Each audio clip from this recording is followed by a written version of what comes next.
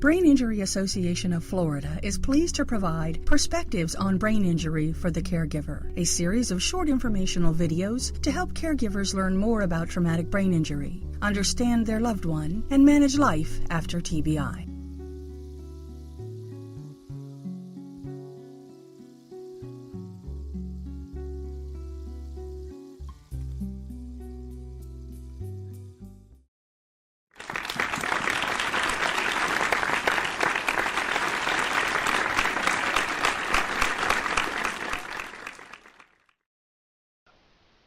I want to know if you're all paying attention.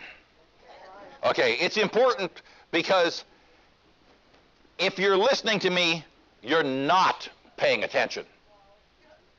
And you go, what the heck is he talking about? The guy sounds crazy. If you're listening to me, you are not paying attention. Because to pay attention to me means you are not paying attention to other things. Okay? You have to block out other things. You have to remember that your brain is getting information nonstop. It's getting information about the fact that you have shoes on your feet. Do you have shoes on your feet? Did you have to look at them to see? How'd you know that they're still there? Maybe they're gone. Maybe she took them.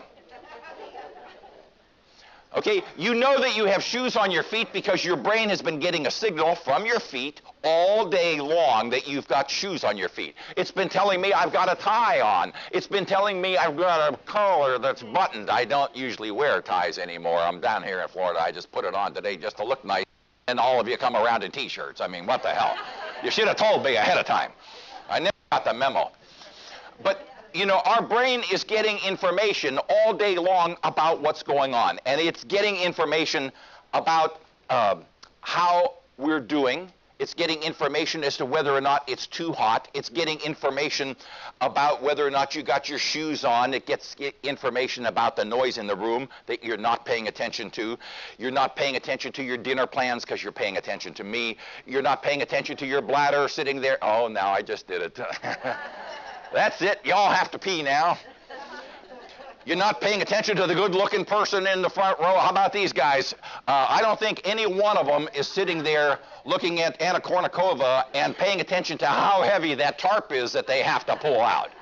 Somehow they're not paying attention to other things. Because if you're paying attention to one thing, you're not paying attention to the other. And the reason is paying attention is not like molding up from clay. It's sculpting. So you start with this huge block of attention, and then you say, I'm not going to pay attention to that, I'm not going to pay attention to that, I'm not going to pay attention to that, I'm not going to pay attention to that. And we do that by using our frontal lobes to inhibit all those other thoughts. Now all of a sudden, smash your frontal lobes, and what are you going to do? You're going to have difficulty paying attention because you're going to be distracted to all those other little things. Oh, oh, there's a puppy. Oh. And, you know, whatever you see, look, she's taking pictures. See? We'll be distracted. Some of you just follow right along. You're just as brain damaged as I am. That's not good here. The idea is that it takes the ability to inhibit in order to pay attention. So we have attention deficits after brain injury. And your attention span can seem perfectly normal until things become complex. So you're sitting there, you have no problem watching TV, you can hold the job as long as there's not too many distractions. Now you're holding a job and somebody is sitting there, you're trying to do some work and the phones are ringing and people are coming in and out and all of a sudden that's it, your work performance falls apart. And the reason it does is because you cannot block out that other information. The ability of your frontal lobes to inhibit other information and stay focused is what gets lost. Okay,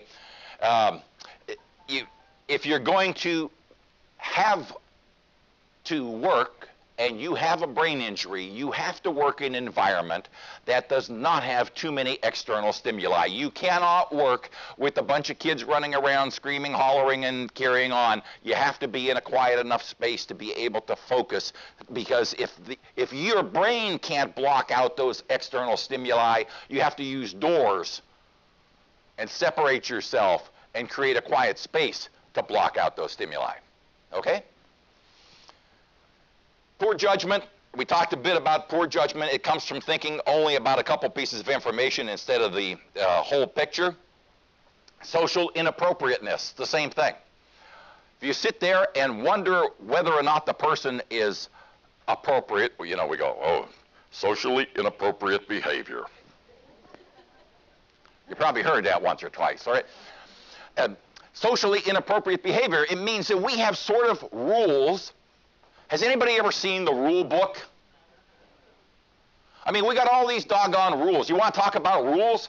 How about when two people are trying to date? What are the rules? One person says something, and then they go, I think she liked that, but I'm not sure. I wish she'd give me a hint. She's sitting over there. I'm not sure if he likes me. I wish he'd give me a hint. Hints are subtle behaviors. Subtle means you can see the obvious, the not so obvious, the very minimally obvious, the not obvious at all, and now we're at subtle. Multiple pieces of information. Okay, multiple layers of information. So now all of a sudden, you get a brain injury, you can't do that, you get to see obvious, the 2x4 between the eyes. C.C. Campbell. All right. You need the 2x4 between the eyes approach sometimes, or you are socially inappropriate and you don't behave properly. How many of you are able to block out the fact that lady is walking out the door? Nobody. Okay. By the way, losing your frontal lobes is a sign of aging.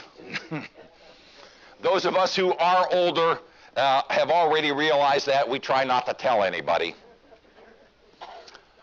Okay, rude or callous attitude towards friends. That, again, we're trying to think about the other person's feelings. That means you have to look at the bigger picture, all those extra details, that goes away. Now all of a sudden, you're rude and inappropriate. Paranoia, built in. I told you our frontal lobes suppress paranoia. And by the way, it does come out with dementias. You see a lot of older people get a dementia, and then you say, oh, wow, they're getting so paranoid. They think everybody's stealing their stuff. And happens all the time. I'm running an assisted living facility at the moment. I've got all kinds of people who think that everybody has stolen everything. But it's because the frontal lobes are starting to deteriorate. So look what you got forward to. If you already had a head injury, and this comes back to something else, if you already had a head injury, you're going to have to work twice as hard to inhibit the paranoia that's going to come.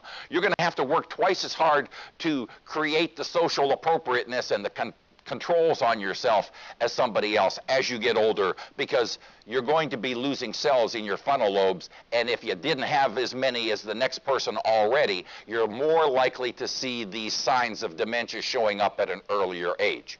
It's not that the dementia got there any earlier, it's just that there weren't as many brain cells to help suppress those behaviors, and so now they're going to emerge. That's the basis of the links between the two.